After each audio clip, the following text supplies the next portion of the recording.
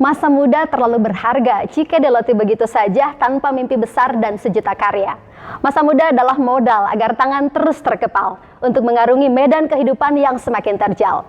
Pertanyaannya adalah seberapa besar peran pendidikan sebagai modal untuk menyongsong masa depan? Temukan jawabannya di SGD Talk episode perdana bersama saya Erianti Nurmaladewi. Enggak cuma itu SGD Fighters, di sini kami akan menjawab banyak banget pertanyaan kamu yang masuk ke DM Instagram @uinsgdofficial. Jadi tonton sampai akhir ya. Dan kali ini saya nggak sendirian, berkarir di ibu kota, berbekal motor berwarna jingga. Sudah hadir di tengah kita Bapak Rektor yang luar biasa. Selamat sore Prof, apa kabarnya? Alhamdulillah sehat walafiat. Alhamdulillah. Ngomong-ngomong soal pendidikan ya Prof ya. Hari ini kita nggak bisa memungkiri bahwa persaingan udah semakin kejam lah Prof istilahnya ya. Sudah semakin pesat perkembangan teknologi sehingga mau tidak mau pilihannya adalah kalau kita diam di tempat artinya kita tergerus ya Prof ya oleh arus perkembangan teknologi. Artinya kita harus senantiasa melakukan perubahan, senantiasa mengupgrade diri untuk menjadi pribadi yang lebih baik sehingga bisa bersaing ya Prof ya di masa ini begitu. Pertanyaannya Prof, seberapa besar sih Prof peran pendidikan sebagai bekal untuk persiapan kita di masa depan, Prof? Ya, kalau kita melihat situasi yang ada sekarang, kemajuan sedemikian rupa bahkan nyaris di luar dugaan. Sebagian orang mengatakan ketidakpastian yang terus ada di hadapan kita. Namun demikian, kita tidak perlu khawatir dengan perkembangan yang ada selama kita memiliki kesiapan untuk bisa menyesuaikan bahkan memainkan situasi yang ada. Nah, ketika kita harus seperti itu, maka tuntutannya yang harus kita miliki adalah pertama, kemauan untuk merubah diri menyesuaikan dengan tantangan yang ada. Tentu ketika kita ingin menyesuaikan diri, mengupgrade diri kita untuk bisa sesuai dengan tantangan, salah satu media yang paling ampuh adalah pendidikan. Hanya orang yang berpendidikanlah yang bisa menyesuaikan dirinya dengan situasi dan kondisi. Karenanya di mata saya, pendidikan itu sesuatu yang tidak boleh kita abaikan. Kita ingat dulu Kaisar ketika negerinya Jepang itu porak-poranda. Yang ditanya oleh Kaisar kan bukan tentaranya, bukan polisinya, tetapi ada berapa guru. Karena ketika ada guru maka bisa dipastikan proses pendidikan bisa berjalan.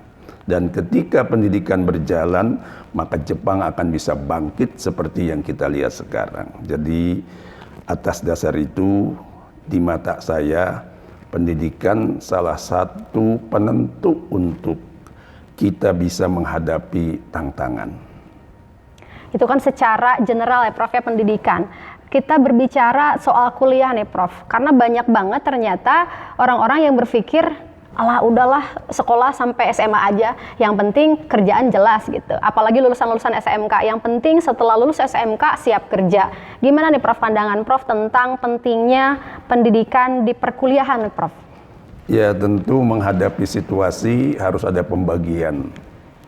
Ada memang untuk wilayah tertentu cukup mungkin dengan pendidikan setara SMA atau SMK. Karena mereka memang untuk bekerja di level itu. Tetapi juga nggak boleh abai bahwa kita juga tetap butuh SDM yang memiliki kemampuan bukan cuma sekedar menjadi pekerja, tetapi menjadi manajer. Nah, ketika masuk ke wilayah itu tentu harus memiliki pendidikan yang memadai, minimal sarjana di bidangnya. Jadi memang menurut saya tidak semuanya harus jadi sarjana, tapi tidak boleh juga semuanya hanya cukup di level sekolah menengah atas. Bahkan nanti ada juga yang lanjut kepada magister, ada juga yang lanjut kepada doktor. Jadi dari aspek ini kita memang harus menyadari, harus mengukur siapa yang punya kelayakan untuk doktor, magister, kemudian sarjana, dan tentu level SMA atau SMK. Jadi tidak bisa digeneralisir, nggak perlu kuliah, yang penting siap punya kerja pekerjaan. gitu ya Prof ya. Hanya tinggal nanti di wilayah sarjana, magister, dan doktor, memang dalam situasi seperti sekarang tidak cukup hanya memiliki skill di bidangnya. Dia harus memiliki skill-skill lain, keterampilan-keterampilan lain yang bisa menopang. Misalnya saja lulusan sarjana pertanian ahli di bidang ketela pohon misalnya, atau singkong lah kalau kita sering nyebut. Dia bisa mampu melahirkan dari satu pohon, mendapatkan singkong itu dengan jumlah misalnya sekian puluh kilogram. Nah ini sudah hebat, dari yang biasanya hanya beberapa kilo saja sekarang menjadi puluhan kilogram. Tapi kalau sarjana ini tidak memiliki keterampilan tambahan, misalnya apa? Melakukan inovasi dari singkong yang didapatkan. Sebab kalau singkong itu hanya ditawarkan dalam bentuk yang seperti biasa, tidak ada inovasi, besar kemungkinan ya, tidak mendapatkan harga yang memadai. Ya daya jualnya rendah ya Prof. Iya, tapi kalau dia punya inovasi, punya kreativitas untuk menginovasi gitu ya, sehingga dari singkong yang dia miliki sudah dapatkan dengan jumlah yang banyak, kemudian diolahnya menjadi keripik salah satu yang pakai label, kemudian dijual melalui online. Nah, oleh karena itu maka sarjana ini juga harus memiliki keterampilan di bidang IT. Ya. Betul. Jadi cukup banyak tambahan keterampilan di samping kompetensi kekhasannya yang harus dimiliki oleh sarjana-sarjana. Disinilah peran perguruan tinggi untuk memberikan tambahan-tambahan keterampilan sehingga lulusannya di samping hebat di bidang ilmu yang digelutinya, tapi juga memiliki keterampilan lain untuk memperkuat apa yang dia miliki itu. Jadi sekarang tuh bukan soal udah kerja di mana ya Prof, tapi sudah berapa banyak karyawan yang dimiliki ya Prof ya dalam rangka untuk membuka lapangan pekerjaan seluas-luasnya. Tapi ngomong-ngomong Prof, sejauh mana sih kesiapan UIN Bandung nih Prof untuk mencetak cendekiawan-cendekiawan muda yang berakhlak iya, berwawasan luas iya, dan mampu menciptakan lapangan pekerjaan nantinya Prof? Ya, kita kan sejak awal sudah memiliki visi lulusan yang unggul, kompetitif, ya, berbasis wahyu memandu ilmu dalam bingkai akhlakul karimah. Jadi kita berusaha lulusan kita itu unggul. Di samping unggul dia juga memiliki kesiapan untuk berkompetisi dengan lulusan-lulusan lain yang juga unggul-unggul. Gitu. Nah, ini kan bukan pekerjaan sederhana.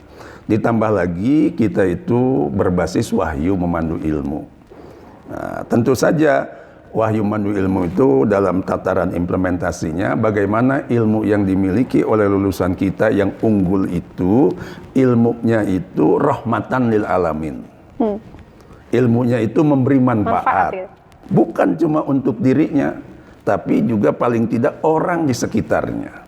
Bahkan lebih jauh juga bisa seperti yang tadi, bukan cuma orang sekitar, orang mana-mana juga bisa ikut terlibat dari ilmu yang dimilikinya, yang dilengkapi tadi dengan kreativitas, inovasi, dan lain sebagainya. Nah, tetapi bersamaan dengan itu, dia tetap menjadi seorang tokoh yang berakhlak mulia, sehingga kehadirannya memberi manfaat. Kemudian semua orang yang bertemu dengannya merasakan kenikmatan dan kenyamanan. Ini yang kita inginkan, jadi bukan cuma hebat di bidang ilmunya, tetapi ilmu yang dimilikinya memberi manfaat kepada semua orang, dan semua orang menunggu kehadirannya. Kenapa? Karena ketika bersamanya, suasana menjadi tentram, menjadi nyaman. Inilah gambaran dari akhlak mulia yang kita harapkan dari lulusan kita. Ini timingnya pas banget sebetulnya Prof ya. Hari ini para lulusan-lulusan SMA lagi ada yang galau mungkin Prof. Galau mau masuk universitas mana dalam rangka untuk membekali diri di dunia perkuliahan. Ini ngomong-ngomong soal perkuliahan Prof. Kenapa mereka harus pilih UIN Bandung Prof untuk pelabuhan selanjutnya? Ya, pertama di samping kita punya visi yang begitu ideal, ya.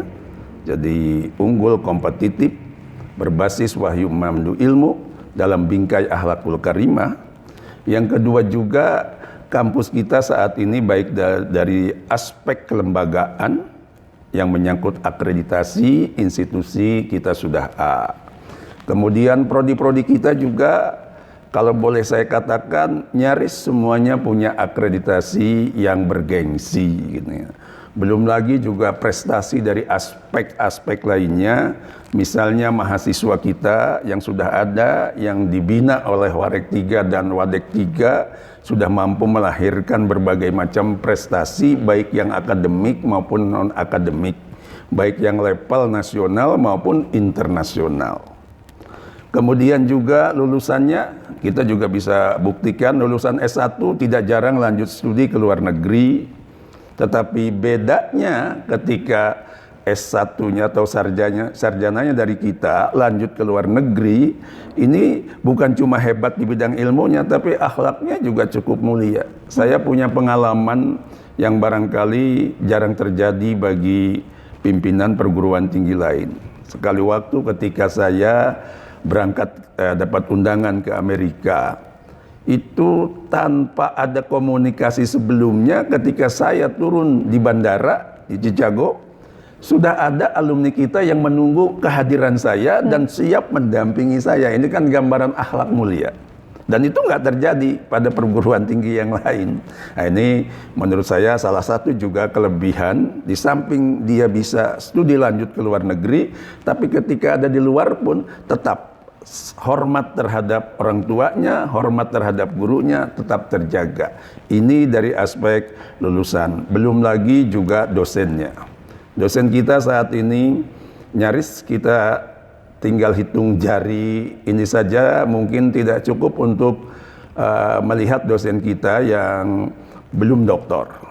Hampir semuanya dalam proses, bahkan sudah.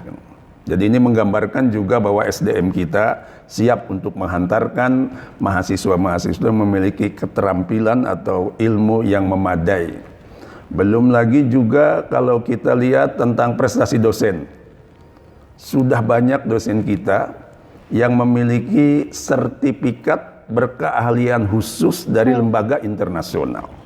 Dan ini sekedar tasyakur binikmah, kayaknya mungkin UIN Sunan Gunung Jati Bandung yang banyak memiliki dosen bersertifikat level internasional. Bahkan guru besar, kita juga kemarin tahun 2021 panen raya guru besar. Sampai 16 guru besar kita yang lahir di tahun itu. Bahkan sekarang juga yang sedang ngantri itu bukan lagi belasan tapi puluh. Nah, ini semua membuktikan bahwa UIN Sunan Gunung Jati Bandung memiliki kelayakan untuk menjadi tempat adik-adik studi di UIN Sunan Gunung Jati Bandung. Oke, terima kasih Prof. Untuk semakin meyakinkan para calon mahasiswa baru, ini berbicara tentang lulusan, Prof. Karena saya selalu meyakini bahwa hidup ini bukan cuma soal IPK tinggi ya, Prof ya, tapi sejauh mana kita juga bisa berkontribusi untuk masyarakat di sekitar kita. Prof, sejauh mana sih Prof kontribusi dan kiprah lulusan kita di masyarakat? Boleh disebutkan beberapa saja, Prof, di berbagai bidang? Ya, pertama, kalau kita lihat misalnya yang bergerak di dunia pendidikan. Pendidikan, oke. Saya dapatkan beberapa data bahwa lulusan kita yang memimpin lembaga-lembaga pendidikan, misalnya di level Jawa Barat, bahkan kalau saya katakan hampir kepala sekolah, kepala madrasah, gitu, itu lulusan UIN Sunan Gunung Jati Bandung, baik yang negeri maupun swasta. Ini level pendidik yang bergerak di dunia pendidikan. Okay. Kalau yang jadi tokoh masyarakat, saya kira bisa dilihat contoh sederhana yang saya hafal, misalnya beberapa bupati di Jawa Barat itu lulusan dari UIN Bandung juga, Prof. UIN Bandung. Kemudian dulu juga wakil gubernur Pak Nukman itu juga wakil gubernur kita itu juga lulusan dari UIN Bandung. Bahkan saya juga pernah ke satu tempat ini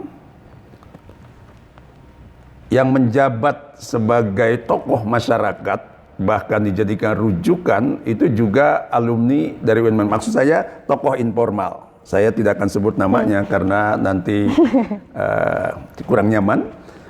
Kemudian yang bergerak di politik, misalnya legislatif. Beberapa alumni kita jadi ketua DPRD, jadi wakil ketua di DPR provinsi, kemudian juga jadi di level nasional. Misalnya di pusat seperti almarhumah Teh Reni, itu juga kan wakil ketua salah satu partai dan sekaligus juga anggota dewan DPR RI di tingkat pusat. Bahkan juga ada Pak Haji Deding, ya pernah juga dia juga jadi wakil ketua Komisi 8 di DPR RI. Dari tentu partainya beragam karena memang kita ingin melahirkan dari manapun silahkan melakukan kontribusi untuk membangun negeri ini. Kita tidak ingin satu jalur seperti halnya masuk surga kan subulus salam. Banyak jalan untuk kita mencapai surga. Sama banyak jalan untuk kita mengabdi membangun negeri yang kita cintai ini. Karena itu kita punya kader-kader dari berbagai partai dan semua kita memberikan support. Yang penting menjaga NKRI, kira-kira itu. Itu yang di legislasinya. Belum lagi juga yang di pengusahanya. Pengusaha. Saya pernah ketemu seorang alumni kita, lagi-lagi tidak akan sebut namanya, dia menjadi pengusaha kontainer, padahal perempuan. Perempuan. Keren. Dan dari Fakultas Pendidikan, Fakultas Tarbiyah. Saya agak terkaget-kaget. Banting setir ya, Prof? Ini di luar ekspektasi saya kok. Betul. Ada alumni kita itu yang notabene-nya menjadi pengusaha yang di luar dugaan, kontainer. Bahkan bukan cuma pada sektor-sektor yang biasa gitu ya, di pendidikan, di politik gitu, kemudian di pemerintah daerah, apalagi kalau pegawai negeri ya. Setingkat artis pun ya, kita punya seperti Irfan Hakim, itu juga alumni dari UIN. Alumni UIN Bandung ternyata ya, Prof. Tapi di zaman IAIN. Okay. Zaman IAIN. Kalau mau balik saya kira penceramah ini segala macam sudah nggak bisa disebut lagi ya. Ya, Prof, ya? Cukup banyak dari sejak yang mungkin banyak di YouTube itu Kiai Jujun ya. Kemudian juga yang lainnya juga cukup banyak. Nah, yang juga perlu dicermati, hampir semua sekarang pimpinan yang ada di kampus ini lulusan kita. Dari sejak saya rektor, wakil rektor 1, wakil rektor 2, wakil rektor 3, wakil rektor 4, semuanya alumni UIN Sunan Gunung Jati Bandung. Kalau sekarang kita menduduki posisi kedua dari Simago ya, setelah UI ya, itu karena dari kemampuan alumni-alumni kita mampu menghantarkan prestasi seperti itu. Dekan, nyaris semua dekan kita itu juga alumni dari UIN Sunan Gunung Jati Bandung. Jadi kalau di level lokal, artinya di kampus, ini hampir semuanya warna lulusan dari UIN Sunan Bandung. Jadi kalau sekarang ada cerita kita menggapai prestasi-prestasi yang seperti diceritakan di media-media, termasuk yang dari Simago, gitu ya, soal posisi kedua setelah UI, ini hasil buah tangan dari lulusan-lulusan UIN Sunan Gunung Jati Bandung. Ini menarik, Prof. Saya tadi kutip perkataan Prof bahwa kita bebas untuk berkarir di bidang manapun, kita tidak harus berkarir dan berkarya di satu bidang saja, apapun latar belakang kita ya Prof ya, termasuk apapun latar belakang jurusan kita, sangat terbuka bebas, sangat terbuka luas untuk berkarir di manapun. Yang penting kita siap gak untuk berkarir, kita siap gak untuk berkarya. Prof, terakhir Prof, untuk makin menambah semangat para calon mahasiswa baru, boleh dong Prof kasih closing statement yang bisa memotivasi nih para teman-teman mahasiswa baru. Ya, intinya mari masuk UIN Sunan Gunung Jati Bandung. Kami Sivitas Akademika akan berikhtiar menghantarkan adik-adik menjadi generasi yang unggul dan kompetitif, yang memberi manfaat lingkungan sekitar, tetapi tetap berakhlak mulia. Ditunggu kehadirannya. Oke, SGD Fighters, masih banyak banget pembahasan-pembahasan seru yang menarik untuk diikuti. Jadi jangan kemana-mana, tetap di SGD Talk episode perdana bersama saya Erianti Nurmala Dewi.